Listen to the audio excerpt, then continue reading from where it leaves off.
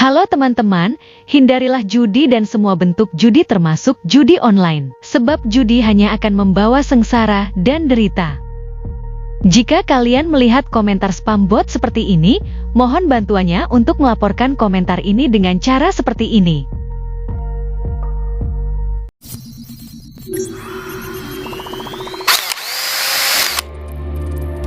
Assalamualaikum warahmatullahi wabarakatuh. Selamat datang kembali di Rio Hotspot Channel.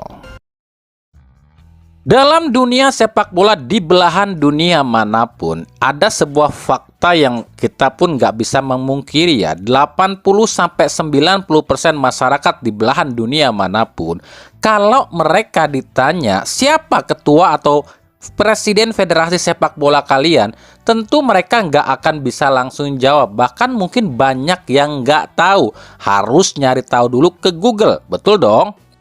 Tapi jika mereka ditanya siapa pelatih timnas sepak bola mereka, pasti banyak yang langsung akan menjawab. Itu sebuah fakta. Contoh, jika kita di Indonesia ditanya siapa Presiden Federasi Sepak Bola Jepang, tentu banyak yang nggak tahu, harus googling dulu, betul dong? Tapi ketika ditanya siapa pelatih timnas Jepang, pasti banyak yang akan langsung bilang Hajime Moriyasu. Dan itu sebuah fakta yang berlaku hampir di seluruh dunia. Karena pada faktanya hampir di seluruh dunia orang-orang atau masyarakatnya pasti tahu dong siapa pelatih timnas sepak bola mereka. Tapi belum tentu tahu dong siapa ketua federasi sepak bola mereka. Tapi beda dengan di Indonesia. Di Indonesia mah beda. Justru kalau di Indonesia ketika kita mendengar nama PSSI, tentu yang ada di otak kita tentu saja yang keluar atau yang muncul pertama kali adalah nama ketumnya, yakni Erick Thohir. Betul apa betul?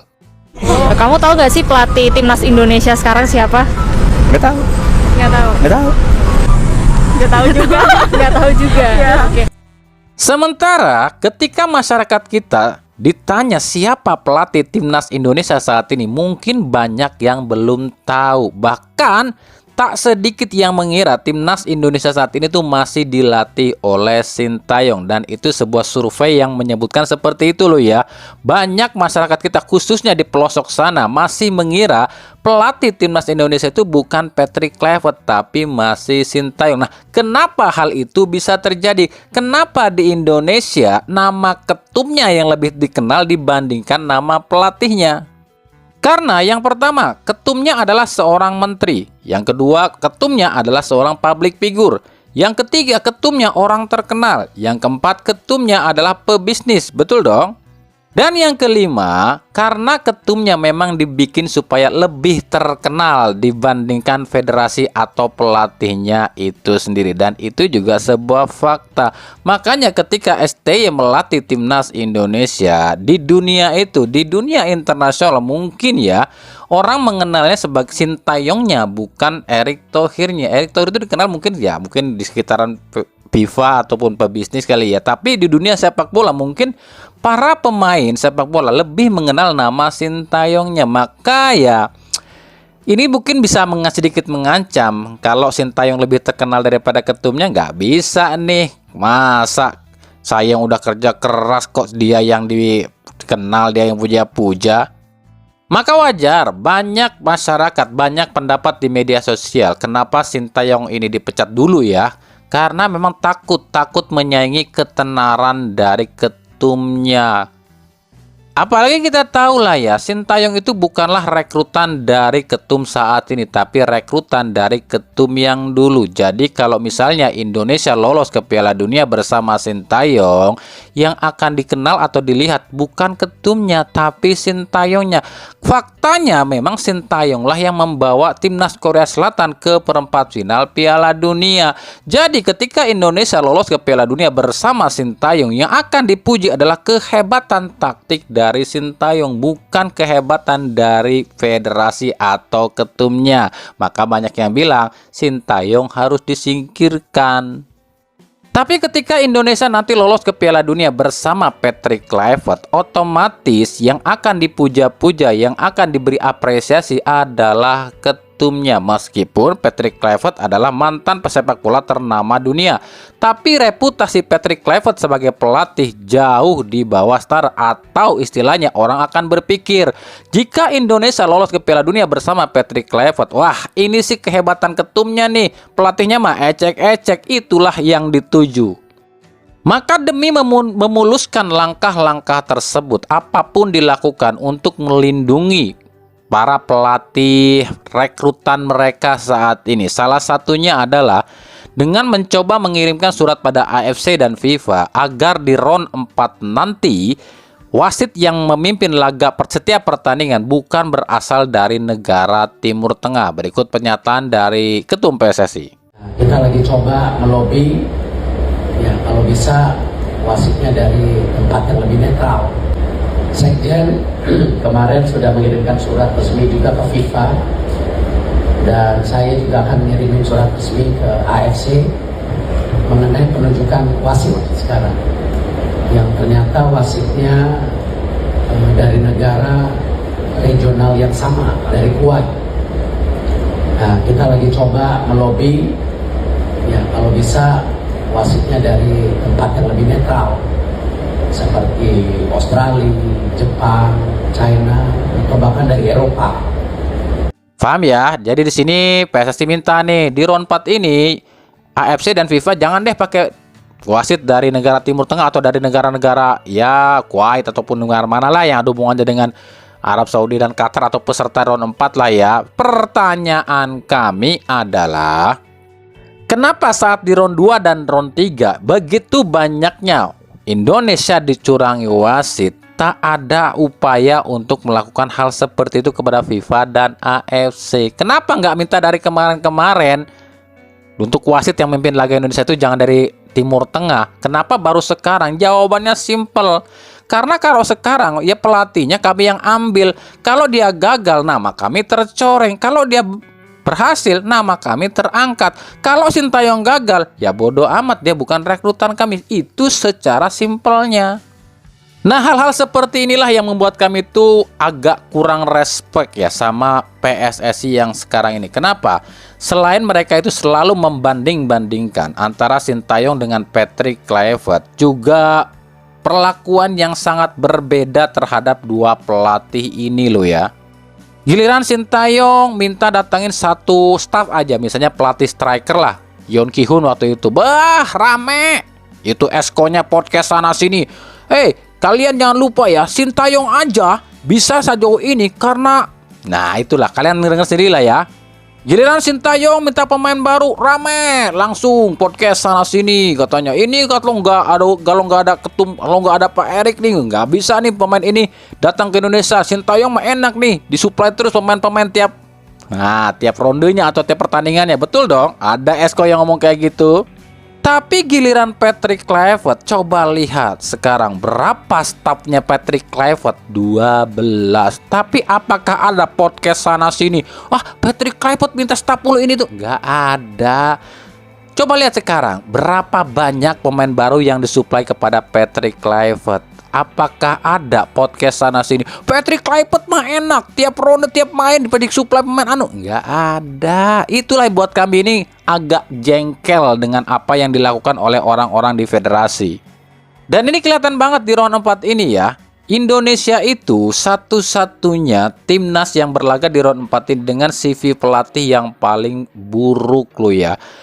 Patrick Kluivert bagus sebagai pemain bola, tapi sebagai pelatih dia jeblok loh ya. Tapi kenapa diambil? Karena ya itu, kalau misalnya Indonesia lolos dengan Patrick Kluivert, bukan Patrick Kluivertnya yang akan dipuji, tapi ketumnya yang akan dipuji. Nah, berikut CV dari para pelatih yang akan berlaga di round 4. Kita lihat di sini, ada Hervé Renard.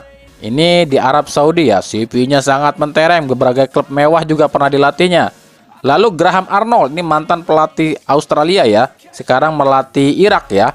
Ini juga bagus nih CV-nya. Ada juga Carlos Queiroz. Carlos Queiroz jangan ditanya, pernah melatih Portugal, pernah melatih Brazil. Ini juga bukan kaleng-kaleng. Julian Lopetegui. Wow, Lopetegui ya, pernah melatih apa nih? Barcelona ya atau Real Madrid ya. Wah, ini juga nggak kaleng-kaleng nih. Lalu ada siapa nih? Lalu ada Cosmin Olariu, ini juga nggak kaleng-kaleng, pernah melatih Arab Saudi, Al Hilal, Al Ahly, dan beberapa tim besar juga nih di Eropa nih. Dan ternyata, wow, amazing. Ternyata cuma Indonesia yang CV pelatihnya cuma pernah melatih 3 klub aja atau 3 tempat aja. Oh my God!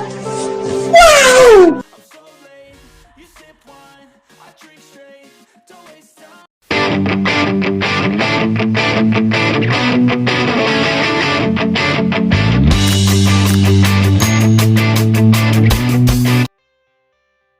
PSSI baru saja kabarnya sih mereshuffle nih beberapa posisi di komitenya. Yang pertama itu ketua komite disiplin alias ketua komdis. Jadi ketua komdisnya diganti nih katanya nih. Bukan lagi siapa nih, kemarin itu Eko Prasetyo ya. Sekarang diganti nih ke Umar Husin. Nah, Umar Husin ini siapa sih? Kayaknya nggak asing deh buat kalian mungkin yang nggak terlalu mengikuti PSSI, mungkin nggak terlalu kenal siapa Umar Husin. Tapi kalau kami kayaknya udah bosen deh ngelihatnya. Umar Husin ini sebelumnya menjabat sebagai wakil ketua komite banding PSSI lo ya. Dia ini tuh orang lama di PSSI dari 2000 berapa ya? 2007 atau 2008. 2011 Umar Husin ini pernah menjabat sebagai ketua Komdis lo ya. Sampai 2000 berapa? 2018 kalau nggak salah. Terus dia pindah-pindah nih dari 2011 sampai sekarang itu masih terus di PSSI, ketua yudisial, terus wakil ketua komite banding, terus juga ketua komite banding. Dan kalau buat Boboto sendiri yang zaman-zaman all ya, ini pasti apal betul nih sama si Umar Husin ini. Kenapa demikian? Umar Husin ini jadi salah satu orang yang paling dicari dan dibenci oleh para bobotoh zaman all ketika 2018. Karena Umar Husin di 2018 sebagai ketua Komdis PSSI menjatuhkan hukuman yang gak masuk akal pada Persib, yakni menghukum Persib keluar dari Jawa Barat karena tragedi siapa ya? Harlingga Sirlia ya. Nah, buat kalian yang baru mantengin Liga Indonesia dan belum tahu siapa sih ketua Komdisnya yang waktu itu menghukum Persib 2018, inilah orangnya. Nah, sekarang pria asal Jakarta ini pun kembali dipilih sebagai ketua Komdis PSSI yang baru. Gimana nih komentar kalian dengan ditunjuknya Umar Husin sebagai ketua Komdis? Wah, ini sih bakalan ada klub yang girang nih kalau dia jadi ketua Komdis lagi. Bisa-bisa kejadian 2018 akan terulang lagi nih. Kan 2018 itu ada tim yang seharusnya nggak juara tiba-tiba juara karena dibantu dengan keputusan-keputusan kontroversinya Komdis. Tahu dong siapa itu? Nah, untuk komite-komite lain sih masih belum banyak perubahan ya, hampir sama aja sih. Ketua komite banding sekarang masih si Ali Mukartono juga asal Jakarta juga ya. Ketua komite wasit masih Yoshimi Ogawa dan juga direktur teknik masih Alexander Zuir ya. Nah, gimana komentar kalian soal reshuffle katanya di tubuh komite di PSSI?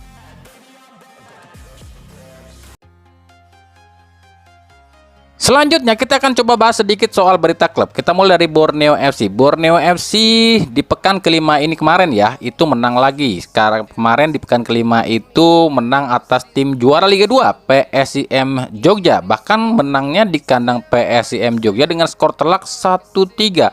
Dan Borneo FC ini jadi satu-satunya tim yang sejauh ini raih poin sempurna di 4 laga. Kok 4 laga? Kan udah 5 pekan ya, sebab ada 1 pertandingan yang ditunda, jadi lawan Persib.